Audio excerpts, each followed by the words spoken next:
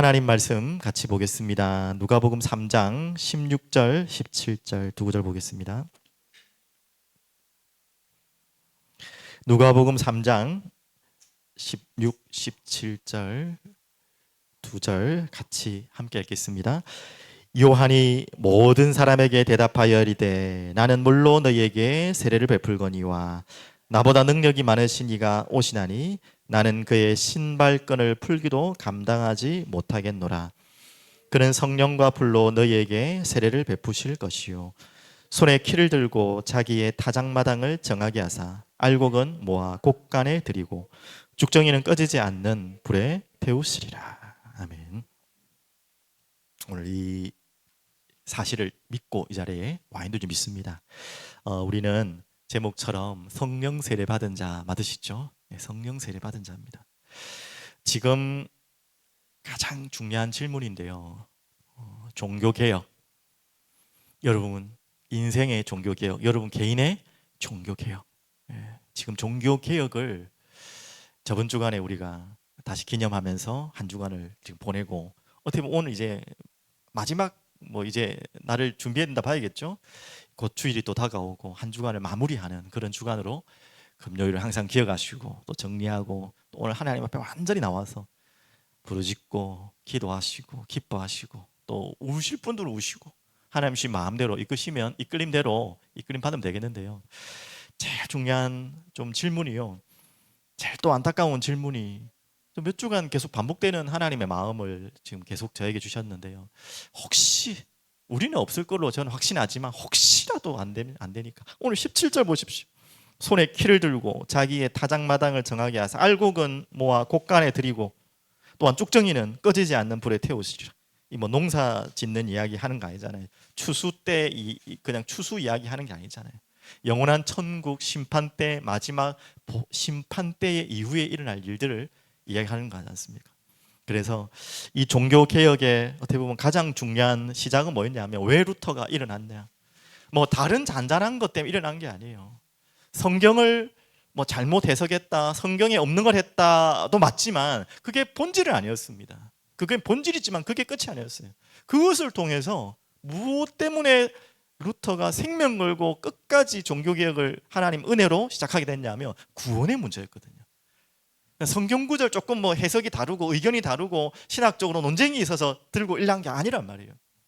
이 루터는 더 이상 이렇게 해서는 구원받지 못하겠다까지 성경을 왜곡하고 천주교가 그때 당시에는 중세교회가 나갔기 때문에 생명 걸고 들고 나왔던 것입니다. 그리고 포기하지 않고 끝까지 갔던 것입니다. 그래서 이 종교개혁의 가장 중요한 이야기는 무엇입니까? 바로 구원입니다. 오늘 이 땅의 이 시간표에 507년 이후에 종교개혁에 오늘 여러분의 자리에서 나의 종교개혁에 찾아야 될 게 뭐라고요? 정말 내가 성령 세례 받았느냐? 구원 받았느냐? 초대교회는 어떻게 보면 그런 걱정을 많이 안 해도 돼요. 그 가운데서도 아시잖아요. 가짜가 있다니까요. 아니 초대교회에 믿은 사람은 진짜 아니겠습니까? 지금은 아무나 교회 와도 누가 뭐라 할 사람은 없잖아요. 안 좋게 보는 세상에 사람들은 있겠지만 못 가게 하는 사람 없고 특히 우리나라는 안 그렇습니까? 근데 초대교회는 그런 시간이 아니었어요. 그런데도 그 초대교회 안에도 결국 데마와 같이 많은 해석이 있지만 구원받았다가 파손됐다고 표현하지만 성경에서는 그래 나오는 것처럼 보이지만 정확하게는 아니잖아요. 처음부터 안 믿은 자였잖아요. 알고 보니까 잘 믿는 것 같지만 아니었죠. 여러분 구원을 흔들려는 게 아니라 초대교회에도 그런 거의 좀 드물었지만 지금 이 땅에 우리가 사는 우리에게는 어떻게 보면 더 많을 수 있다는 거예요. 많은 개혁주의자들이 우리 잠시 주일날 잠시 이야기했지만 조나단 에드워즈가 그게 가장 지금 미국의 제1차 대각성 운동을 일으킨 미국 역사상 가장 위대한 신학자라고 하는 조나단 에드워즈가 그것이 두려웠던 거예요. 너무나 부흥이 일어난 거예요. 조나단 에드워즈를 통해서 대각성 운동이 일어나고 나라까지 바뀌어버렸어요. 대각성 운동이라고 말할 수 있는 것은 단순한 그냥 그 교회에 많은 성도들이 모이고 부흥이 되는 정도가 아니라 나라와 정치까지 바뀌어버리는 거예요. 그만큼 일어날 때 대각성 운동이라고 말합니다. 그 주도한 인물이 조나단 에드워즈인데 그렇게 되니까 이제는 어떻게 보면 너무나 부흥을 일으키다 보니까 누구나 나나 막 교회 다 오는 거예요. 그 2세대들과 후대들은 그냥 딸려서 오는 거예요. 그냥 그러다 보니까 뭘 놓쳤느냐? 정말 구원받지 않은 불신자들이 너무나 교회 안에 많이 들어와 있는 거예요. 거기에서 경각심을 느끼고 나름대로의 종교개혁을 새로 시작한 것이 조나단 에드워가 신앙 감정론을 쓰면서 교회 안에 정말 이성과 감정을 합쳐서 하나님 말씀의 근거로 구원받았는지 안 받은지를 점검하라 한 거예요. 그러면서 그 점검에 탈락되는 사람은 성찬도 안 했다니까요. 그 20년 동안 부모에게서부터 했던 그 대를 이어서 입었던 교회에서 쫓겨났다니, 그거 하다가. 그 유명한 조나단 천재 신학자가. 그 이후에는 더 큰 하나님 은혜를 받고 또 많은 응답을 받았지만, 제가 왜 갑자기 이야기를 합니까? 성령 세례 이야기하려는 겁니다. 여러분, 다른 것은 대충 지나가도 될 수도 있을지 모릅니다. 오늘 이 17절 보십시오. 이게 그냥 보통 얘기 아닙니다. 정말 단 한 사람이라도, 우리 교회는 없겠지만 정말 이 심판대 앞에서 이런 비참한 길로 가면 안 되잖아요, 맞죠? 그래서 여러분 분명히 확인하셔야 되는데요. 그래서 뭘 지금 이야기하냐? 여러분의 믿음을 흔들려는 것이 아닙니다. 무엇이죠? 고린도전서 12장 3절, 누구든지 예수를, 성령이 아니고는 예수를 주로 신할 수 없다라는 우리는 구절과, 또 로마서 10장 13절, 누구든지 주의 이름을 부르기만 하면 구원을 얻느니라. 그 한 부분만을 우리가 딱 지목해서, 자, 예수 이름 네가 불렀고 예수 이름을 고백했으면 너는 구원받은 거다라고 확신을 심어주는, 우리는 과오를 범할 수 있다는 것입니다. 그러면 예수 이름 불렀는데 구원 못 받는단 말이면 그 말이 아니잖아요. 그 이름을 부른 데는요, 반드시 그 전과 앞에 의미를 보셔야겠죠. 뭐라고 나왔죠? 예수를 주로 신하여 그분이 십자가에 죽으셨고 부활한 사실을 믿으면, 그랬죠. 영접하면이라는 뜻은 뭐죠? 요한복음 1장 12절, 그 이름을 믿으면이라는 뜻입니다. 맞죠? 영접이라는 기도를 내가 입으로 냈다고, 부르짖었다고, 내가 입술로 냈다는 것이 아닙니다. 그래서 너는 내게 주 예수 이름을 부르라 하면 부르짖으란 말이에요. 그냥 내가 예수 그리스도 믿겠다, 그냥 입으로 중얼중얼 한다고 구원받는다는 게 아니라는 것이죠. 그 핵심은 뭐죠? 믿는다는 것입니다. 믿는다는 것. 여러분, 그걸 꼭 이해해야 됩니다. 그러면 여기에서 또 질문이 나오겠죠. 과연 믿는다는 것이 무엇인가? 어디까지 믿어야 내가 믿는다는 말인가? 라는 질문을 할 수 있겠지만, 여러분 혹시나 여러분 의심하라는 말은 아니에요. 내가 예수님이 믿어지고 예수님이 나를 위해 죽으셨다는 게 믿어지고 그분이 나를 위해 살아나셨다는 것이 믿어지면 구원받는 것입니다. 자, 그거를 흔들리는 것이 아니에요. 그런데 여러분의 믿음이 어느 정도 되지 않은 차이가 있는데, 그럴 수 있죠.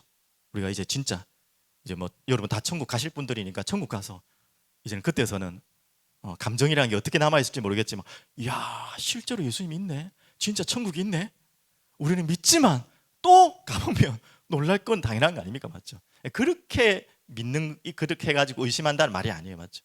분명히 있다고 믿지만 실제로 내가 대면하니까 야, 실제 있었네 라고 하는 건 불신앙이 아니죠. 그런 의미가 아니라 정말 예수 그리스도의 십자가와 부활에 대한 의미를 머리로만 알고, 정말 그 믿음으로 인해서 내가 구원받은 진짜 은혜와 감격과 감사가 없고, 그런 부분들이 정말 나에게 한 번도 없었다. 아니, 우리가 은혜를 또 힘이 빠지고 막 낙심되고 문제가 생기면은 그렇게 빠질 수 있죠. 의심도 될 때 있죠. 그럴 때를 말하는 게 아니에요. 내가 구원받고 예수를 믿었는데 한 번도 내가 예수 그리스도 인해서 감사하고 기쁘고 찬양하는데 내가 너무나 행복하고 그런 시간이 한 번도 없었다. 그렇다면 좀 의심하라는 거예요. 제가 함부로 막 의심하고 내가 믿다 안 믿다 괜히 여러분을 막 의심증을 심으라는 건 말이 아닙니다. 맞죠? 그러면서 또 있습니다. 이 종교 개혁자들과 많은 신학자들이 성경을 통해 정리했는데, 반드시 그 믿음이 있는 자는 보편적인 교회 안으로 들어와야 된다는 거죠. 맞습니다. 교회라는 의미를 우리가 이제 구약의 개념과 달라졌기 때문에 성전 뭐 딱 이런 건물로 이제는 교회가 아니잖아요. 여러분, 개인이 교회예요. 이런 어마어마한 사실을 하다 보니까 또 우리가 착각해요. 뭐 교회에 와도 뭐 되고 안 와도 뭐 혼자서 예배드려도 맞습니다. 교회를 안 온다고 해서, 교회 밖에서 혼자 신앙생활 한다고 해서 구원을 안 받은 것은 절대 아닙니다. 그걸 못 받는다는 말은 절대 아니에요. 하지만 많은 퍼센트 가운데 교회 밖에서 있는 자가 교회로 들어오지 않은 자는요, 구원 안 받을 가능성이 훨씬 높습니다. 무슨 말인지 알겠죠? 성령 세례를 받고 성령 안에 있다면 반드시 이 보편적 교회 안에 들어오게 돼 있어요. 분명히 이 부분을 여러분 기억하셔야 돼요. 당연히 우리가 낙심하고 방황하고 또 이렇게 쉬는 시간이 있을 수 있어요, 교회 밖에서. 하지만 반드시 성령께서 계신다면 교회 안, 제도권 교회 안으로 들어오게 돼 있어요. 맞죠? 여러분 이 부분을 반드시 기억해야 됩니다. 당연히 예외가 있습니다. 이단과 사이비 교회는 제가 예외를 하고요. 그 외에 제도권적인 정통 교회는 반드시 들어오게 돼 있죠. 이것까지도 어떻게 보면 내가 구원받았는지 아니에 대한 중요한 지표가 될 수도 있는 것입니다. 자, 그러면 여러분 이것 말고 조금 어려운 이야기를 하지만 성령 세례는요, 두 가지 의미를 좀 기억하시면 좋겠어요. 첫 번째는 방금 말했지, 구원의 의미라면, 또 성령 세례를 다른 의미로 말하면 성령 충만과는 꼭 연결이 안 되지만 성령 충만과도 연결될 수 있어요. 자, 성령 세례는 방금 말했듯이 성령 세례라면 여러분이 성령 세례를 받아놓고도 자꾸 힘이 빠지고, 아까 말했던 것처럼 막 감사와 기쁨과 찬양을 일때 있지만 찬양도 하기 싫고 예배도 오기 싫고 솔직히 교회도 오기 싫고 또 교회 안에 갈등 때문에 힘들어서 그냥 그럴 때도 있어요. 맞죠? 그렇다고 해서 성령 세례 안 받았다는 거 아니에요. 그때는 뭐가 지금 없는 거죠? 성령 충만함을 못 받은 거죠. 맞죠? 그래서 이 두 가지를 오늘 여러분들이 꼭 기억했으면 좋겠어요. 성령 세례가 구원이라면 또한 우리가 흔들리지 않는 확신을 가지는 성령 충만 속으로 돌아야 되는 거죠. 맞죠? 그래서 자, 첫 번째입니다. 제일 첫 번째 여러분이 기억해야 될 것, 여러분이 성령 세례 예수를 주로 신하고 고백하고 그분의 십자가가 그분의 죽음이 나의 죽음이 되었고 그분의 살아나심이 나의 살아나심이 됨을 믿는 자는 이미 성령 세례를 받은 자예요. 그렇다면 그 성령 세례를 받은 자에게 하나님이 입히시는 옷이 있다 했죠. 결혼식과 가장 유사한 것이 세례입니다. 구원이 가장 비슷한 것이 바로 결혼식과 비슷한 거예요. 맞죠? 이제 신부와 신랑 간의 관계를 이제는 결혼식이라 그러잖아요. 하나 되는 관계. 여러분 그것이 바로 또 구원과도 가장 비슷한 비유입니다. 그래서 제일 첫 번째, 성령 세례 받은 자는 뭐 한 자라고요? 그리스도의 옷을 입은 자. 자, 제일 첫 번째 이미 주셨죠. 창세기 3장 21절 다 아시는 본문이죠. 범죄한 이후에 하나님께서 무슨 옷을 입으셨죠? 입혀주셨죠? 네, 가죽 옷. 희생 제물을 희난 가죽 옷을 입히셨어요. 그것이 어떻게 보면 이 그리스도 옷의 의미의 시작의 의미도 될 수 있겠죠. 그러면서 여러분 한번 계시록 천상의 예배 전에 보시면 흰옷 입은 자들이라는 내용들이 많이 있죠. 나중에 우리 또 계시록 또 생명의 사를 읽어야겠지만 계시록 3장 18절 4장 4절에 보면 흰옷 입었다라는 말이 나옵니다. 이 말이 무슨 말입니까?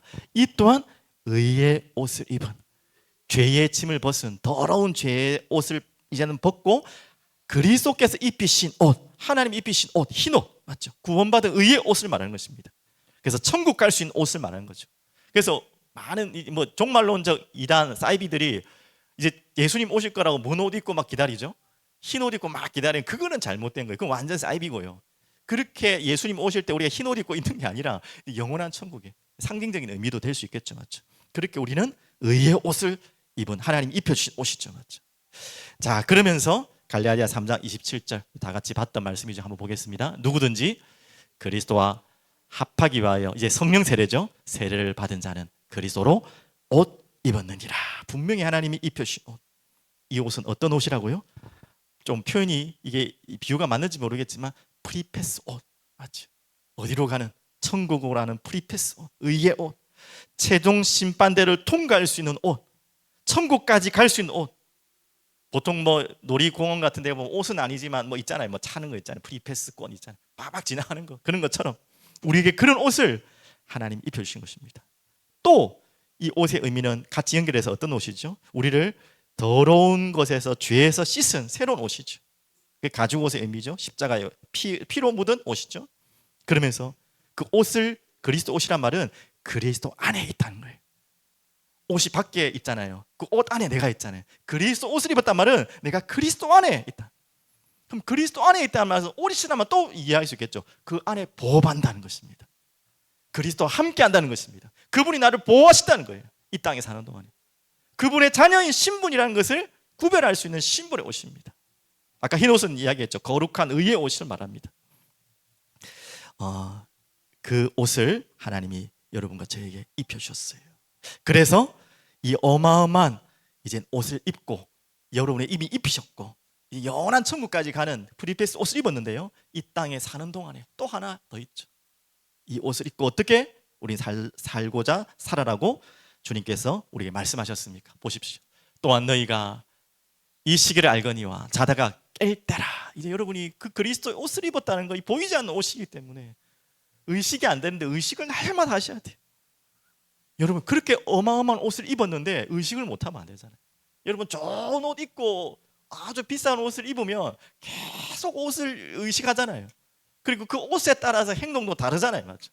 옷이 날개다는 표현도 있고 옷에 따라 사람이 된다는 말도 있잖아요. 그런 것처럼 여러분, 정말 다른 것을 의식하지 말고 내가 그리스도 옷을 입고 있다는 걸 항상 의식하십시오. 저렇게 이 시기를 알거니와 자다가 깰 때라. 벌써 되었으니 이는 이제 우리의 구원이 처음 믿을 때보다 가까웠습니다. 밤이 깊고 낮이 가까웠으니 그러므로 우리가 어둠의 일을 벗고 빛의 갑옷을 입자. 낮에와 같이 단정히 행하고, 맞죠? 밤에는 옷 벗고 자지만 우리는 낮에 항상 옷을 입고 있잖아요. 우리 항상 깨어 있어야 돼요. 그리스 옷을 벗을 일이 없어요. 방탕하거나 술 취하지 말며 음란하거나 호색하지 말며 다투거나 시기하지 말고 오직, 자 나와있죠, 주 예수 그리스도로 옷 입고 정욕을 위하여 육신의 일을 도모하지 말라. 이제 여러분의 다른 겉옷, 죄의 겉옷을 이제는 하나님 벗기셨고 그리스도의 의의 옷을 입히셨어요. 그 옷에 입은 자격 가진 자가 그 자격에 맞게, 그 신분에 맞게 살아가는 것은 당연한 것입니다. 여러분, 그렇게 살아가시길 바랍니다. 그러면서 갈라디아 에베소서 4장 24절, 하나님을 따라 의와 진리의 거룩함으로 지으심을 받은, 하나님 지으셨어요. 이 맞춤 양복입니다. 그냥 어쩌다가 걸치는 게 아니라 그리스도의 자신의 피를 뿌려서 자신의 살을 찢으면서 우리에게 입혀주신 옷이에요. 가죽 옷이. 진리의 거룩함으로 지으심을 받은 새 사람을 입어라. 우린 새 사람을 입게 되는 그런 존재로 부르셨습니다. 이게 힘든 게 아니에요. 이제 성령 안에 성령 세례를 받았기 때문에 그 성령께서 이 옷을 우리에게 입히시고 그 옷에 입은 자격대로 그 삶으로 우리를 이끌어 가실 줄 믿습니다. 우리가 할 건 한 가지밖에 없어요. 뭐 해야 되라고요? 의식만 하면 돼요. 자꾸 그리스도 옷을 입었는데 의식을 못하고 있으니까 내가 옷 벗고 있는 것처럼, 밤에 옷 벗고 있는 것처럼 자꾸 있잖아요. 아니에요. 여러분, 낮에 깰 때라 항상 그 옷을 벗으면 안 돼요. 그 옷을 입고 어떻게 다른 짓을 할 수가 없죠. 하더라도 또 돌아오겠죠. 자, 그러면서 이제 우리가 기억해야 될 두 번째, 이제 예복을 입었다면 약속의 예물을 받았죠. 우리가 약속의 예물, 영원히 어떻게 보면 상징적인 기억이죠. 뭐 반지든 뭐든 뭐 예물의 의미가 있잖아요. 약속이죠. 바로 십자가라는 약속, 당신과 나와 하나 되는 약속, 가족이 됐다는, 부부가 됐다는 약속, 혼인 성립의 약속, 언약 성취의 약속. 바로 그게 우리에게 하나님이 십자가를 주셨어요. 십자가로 우리를 구원하시기로 약속하셨어요. 그래서 포도주, 여러분 가나 혼인잔치에 포도주 떨어진 그 사건을 아시잖아요. 그 포도주가 떨어졌는데 왜 예수님이 뭐 그 남의 집은 아니지만 뭐 친척 집이라고 하더라도 거기까지 가가지고 물을 포도주로 바꿔줍니까? 뭐 할 일이 너무 없으십니까? 그런 의미가 아니에요. 뭐 기적 보여주고 내가 하나님이다, 봐라, 나 이렇게도 할 수 있다, 그런 수준 아니시겠죠? 다 아시죠? 이 혼인잔치가 바로, 그 가나 혼인잔치가 바로 하나님과 우리와 신랑과 신부 그 의미예요. 자, 혼인잔치에 뭐가 떨어졌다고요? 포도주가 떨어졌어요. 우리가 말하는 그 포도주, 아이고 손님 대접하는데 아이고 좀 뭐 좀 민망하네, 아이고 이 혼인잔치가 좀 욕먹겠네, 그런 수준이 아니에요. 이 포도주는 굉장한 의미가 있는데요. 그 유대인 결혼식에 어떻게 보면 약속과 약속, 부부 간의 그 가문과 가문의 그 약속의 의미로 포도주가 빠지면 절대 안 돼요. 근데 포도주가 떨어졌다는 거는 손님한테 좀 뭐 욕먹는 정도가 아니라 큰일 날 일이에요. 그런 의미도 있습니다. 그래서 물을 포도주로 바꾸신 것처럼 그 포도주의 의미는 아시잖아요. 바로 피. 그 혼인잔치가 성립되기 위해서는 하나님과 우리가, 예수님이 우리의 신랑 되시고 우리가 신부가 되기 위해서, 그 혼인잔치가 연결되기 위해서는 뭐가 꼭 필요하다고요? 예물이 필요한데 그 십자가의 피가 필요한 거예요. 그래서 가나 혼인잔치에 물을 포도주로 바꾼 기적을 예수님이 직접 보여주신 것입니다. 보통 의미가 아니죠, 맞죠? 자, 그렇다면 이 십자가, 당연히 십자가만 생각하면 안 되겠죠. 그 십자가에 흘려진 피를 생각해야겠죠. 맞죠? 보혈의 능력을 생각해야겠죠. 그것은 무슨 의미라고요? 바로 결혼식, 화목, 연합, 맞죠? 그런 관계. 그래서 한 몸이 됐다. 우리는 교회가 된 겁니다. 그분의 머리고 우리는 그분의 몸이 된 거죠. 맞죠? 그래서 화목. 여러분이 이 의미를 꼭 기억해야 됩니다. 그래서 에베소서 2장 13절, 16절 하나하나 성경 구절 한번 찾아보겠는데요. 이렇게 나옵니다. 이제는 전에 멀리 있던 너희가, 분리됐던 우리가 이 말이죠. 너희가 그리스도 예수 안에서 무엇으로요? 그리스도의 피로 가까워졌느니라. 하나 되고 연합되는, 이제 한 몸이 되는 이제 생명을 얻는 것이죠. 이제 결혼이 성립되는 것이죠. 그의 영광의 풍성함을 따라 그의 무엇으로요? 성령으로 말미암아 너희 속 사람을 능력으로 강건하게 하시오며. 분명히 나왔죠. 그 영광의 풍성함을 따라 성령으로 말미암아 속 사람을 강건하게 우리에게 하신 사건이 바로 이 사건입니다. 그러면서 로마서 3장 25절 20절 너무 유명한 구절입니다. 다 같이 봅니다. 이 예수를 하나님이 그의 피로써 믿음으로 말미암는 화목 제물로 세우셨으니 이는 하나님께서 길이 참으시는 중에 지은 죄를 간과하심으로 자기의 의로우심을 나타내려 하심이니 곧 이때에 자기의 의로우심을 나타내사 자기도 의로우시며 또한 예수 믿는 자를 의롭다 하려 하심이라. 한 몸이 되기 위해서 죄악된 죄인된 우리와 거룩하고 의로운 하나님이 어떻게 한 몸이 됩니까? 그러려면 한 가지 해결돼야 되겠죠. 더러운 우리의 죄가 씻어져야겠죠. 그것을 해결하기 위해서 십자가를 선택하셨고 그 피로써 우리를 의롭게 하셨어요. 그래서 결국 한 몸을 이루시기 위해서, 한 몸을 연합되기 위해서 하나님이 예수 그리스도를 통해 하신 일입니다. 그래서 자기도 의로움을 나타내서, 그래야 자기의 의로움이, 우리와 의로움이 함께 되는 것이죠. 맞죠? 그래서 조금 더 설명하면 자기가 의롭다는 말은 무엇이냐? 모든 그 당시에 섬기는 신들은 무엇이죠? 뭐 재물 바치고 재물 드리고 그것을 통해서 뭐 용서함을 받든 뭐 복을 받든 모든 신들은 그런 신들이었어요. 근데 유일하게 예수님만, 하나님만 자신의 아들을 희생 제물로 내어 주셨어요. 어디에도 없는 종교입니다. 유일한 종교예요. 유일한, 그래서 진리고 복음이죠. 맞죠? 어마어마한 것입니다. 그래서 누구든지 여러분들이 잘 모르시는 분들은 욕할 수 있어요. 아니 하나님이 만들어 놓고 사람이 왜 그딴 식이야? 그 모양이야. 아니 하나님이 그 정도밖에 안 돼? 자, 이런 이야기할 때 하나님의 영광이 떨어지겠죠. 우리의 죄 때문에, 우리가 범죄한 이유 때문에 누구의 영광이 가려지죠? 하나님의 영광이 가릴 수 있겠죠. 근데 하나님은 영광을 가리실 분, 영광을 빼앗기실 분이 아니잖아요. 어떻게 영광을 회복하셨다고요? 자기 자신의 몸으로, 자신의 아들로 그 영광을 회복하시고 자기의 의로움을 드러내셨어요. 어마어마한 사랑으로. 그래서 하나님이라는 존재가 얼만큼 의로우신 분인지를 자기 자신이 드러내신 사건이 또한 십자가 사건입니다.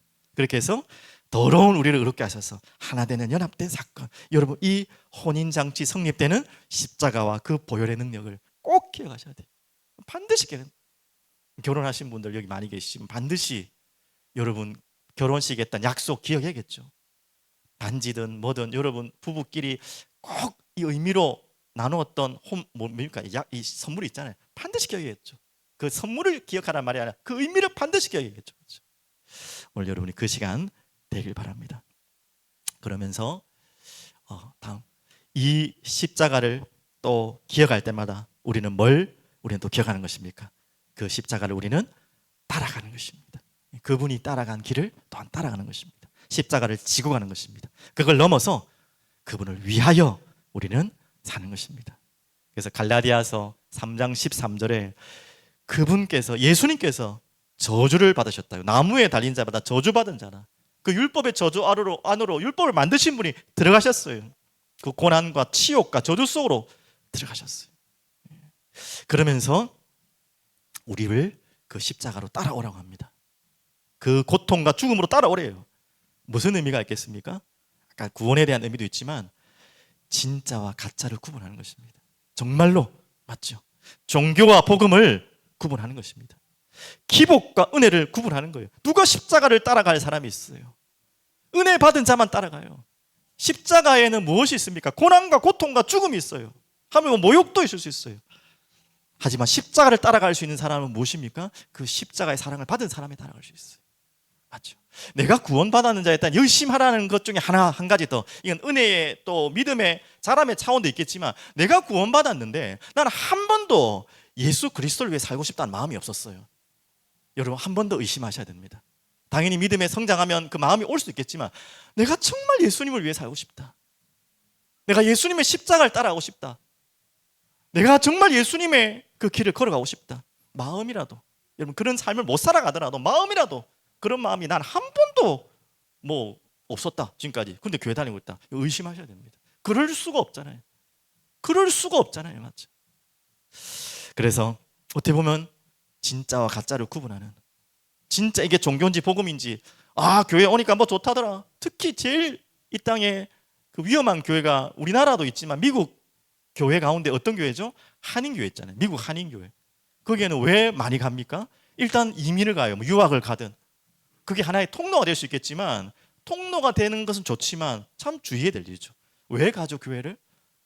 거기 가니까 유익이 있어요. 못 먹는 그 많은 분들이 못 먹는 김치 가니까 다 주고, 그러면서 유학 정보 다 주고, 하물며 이사까지 다 도와주고, 그 한인 목회하시는 개척 목사님이 그게 제일 상처잖아요. 주영원도 자기 아버님이 그런 목회를 해서 상처를 엄청 받았잖아요. 그래가지고 뭐 하죠?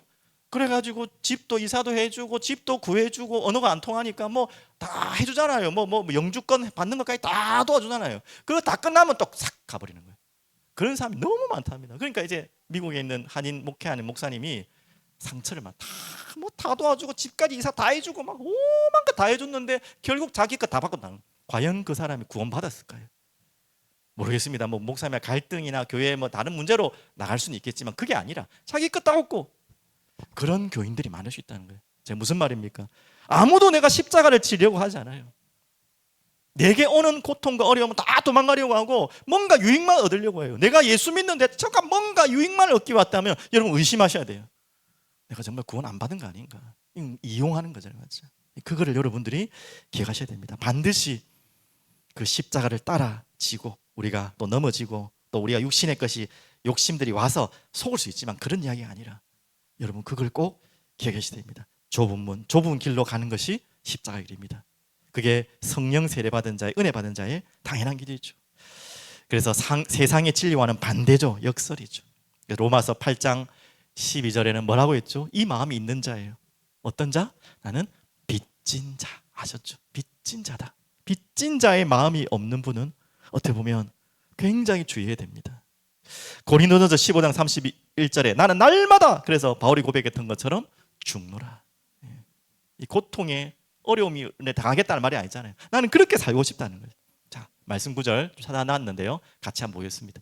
그리스도께서 우리를 위하여 저주를 받은 바 되사 율법의 저주에서 우리를 속량하셨으니 기록된 바 나무에 달린 자마다 저주 아래에 있는 자라 하였습니다. 그렇게 저주받아야 될 대상이 우리였는데, 왜 그 하나님의 존귀하신 창조주께서, 그분의 아들께서 왜 이 저주 아래 오셨습니까? 그거 생각만 해도 진짜 이거 아닙니까? 그러므로 형제들, 우리가 빚진 자다. 이게 빚진 자예요. 우리는 아무 말 할 수 없는 자예요. 정말 생명의 빚을 진 자는 어떻게 하든지 빚을 갚으려는 게 본심이고 양심 아닙니까? 맞죠? 정말 내가 알지도 못하는 누군가가 그냥 돈을 막 수천만 원, 수억을 그냥 준다 해도 그 사람 고맙고, 어떻게 하든지 내가 노력해서 빚을 갚으려고 하죠. 갚지 말아도 갚고 싶은 마음이 있잖아요. 맞죠? 근데 그 정도가 아니잖아요. 생명을 빚을 줬다는 거예요. 그것도 자기 아들을 죽여서까지 나를 살렸단 말이에요. 안 그렇습니까? 그걸 갚고 싶은 마음이 없어요? 아니, 예를 들면 뭐 물에 빠진 예들 많이 들었지만, 누군가가 자기 자식의 뭔가 장기를 이식해서까지 나에게 줬어요. 근데 그 아이는 죽었다고 합시다. 그러면 그 아이에 대한 마음, 그 부모에 대한 마음이 일평생 어디에 사라질 수 있겠습니까? 맞죠? 빚진 자. 그 빚진 자의 마음으로 살아가는 것이 특별한 게 아니고 당연한 거잖아요. 그게 아니라면 모른다는 거죠. 구원이 아닐 수도 있다는 거죠.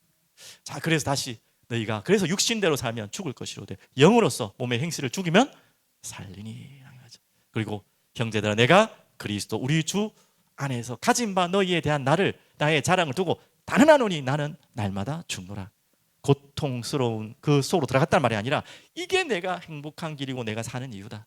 내가 받은 것이, 주님께 받은 은혜가 주님께 받은 이 생명이 너무나 귀하기 때문에 어떻게 하든지 이걸 보답하기 위해서 살 것이다. 주님을 따라, 십자가를 따라. 여러분과 저의 삶이 이 삶이 되길 바랍니다. 그럼 결론으로 아까 말씀드린 것처럼 다시 서론에 주제 나왔던 것처럼 성령 세례 우리가 회복해야 될 것입니다. 첫 번째는 오늘 좀 많이 짧은 시간에 깊은 내용을 못했는데 구원 다시 점검하시고요. 진짜 점검하시고요. 방금 말했던 모든 내용 속에서 뭔가 조금 찔리는 부분이 있으면 불안해하지 마시고 여러분 믿음에 뭐 흔들리란 말이 아니라 주님 앞에 나오세요. 맞죠? 여러분 절대 여러분이 불안할 이유가 없는 것은 뭐냐? 하나님 우리를 막 골라가지고 이놈 될까 안 될까 막 따져서 구원하시 어떻게 하든지 구원을 주시려고 하는 분이세요. 하나님 막 쫀쫀해가지고 뭐 이렇게 안 주시려고 하는 분이 아니라 주시려고 하는 분이. 그것만큼 여러분 믿으십시오. 그래서 언제든지 여러분이 마음을 열고 주님 앞에 나와서 구원을 질문하시고 여러분 정말 내가 구원받았습니까? 진짜 진심으로 탄식하는 분은 거의 구원받은 분들이에요. 근데 그런 마음까지도 없다라는 분은 의심하셔야 돼요. 거꾸로 이야기를 하는 거예요. 의심하시는 분은 차라리 더 확신을 가지시고 나는 뭐 구원 관심이 없어. 근데 난 교회 다녀. 그런 분들 지금 여러분들을 말하는 거예요. 구원에 대해서 난 한 번도 의심한 적도 관심도 없어. 그런 분들 빨리 정신 차리라는 거예요. 여기는 없지만 여기는 안 계시겠지만 이해되셨죠? 좀 잘 이해하셔야 됩니다. 그리고 또 이런 분이 있죠. 내가 분명히 그 은혜가 있고 그 십자가의 은혜 사랑 내가 받은 게 있고 그 첫사랑이 있고 감격이 있는데 오늘 너무 오랫동안 잊어버렸고 내 생활과 삶과 육신의 생활 속에 휩쓸리고 정신없이 살다 보니까 전혀 그것에서 내가 멀리 살았구나라는 분들도 오늘 개혁하십시오. 구원 안 받은 분은 아니지만 다시 주님 앞으로 성령 충만 속으로 하나님 이 성령 세례가 또 내게 임하게 달라고. 이건 구원의 성령 세례를 말한 게 아니에요. 성령 충만의 성령 세례, 하나님의 은사가 임하는 성령 세례 오늘 나에게 임하게 해주옵소서. 오늘 그 회복이 이 시대에 여러분과 제가 찾아야 될 종교개혁입니다. 맞죠? 오늘 그 속으로 함께 들어가시길 간절히 축복드립니다. 기도하겠습니다. 주님 감사합니다.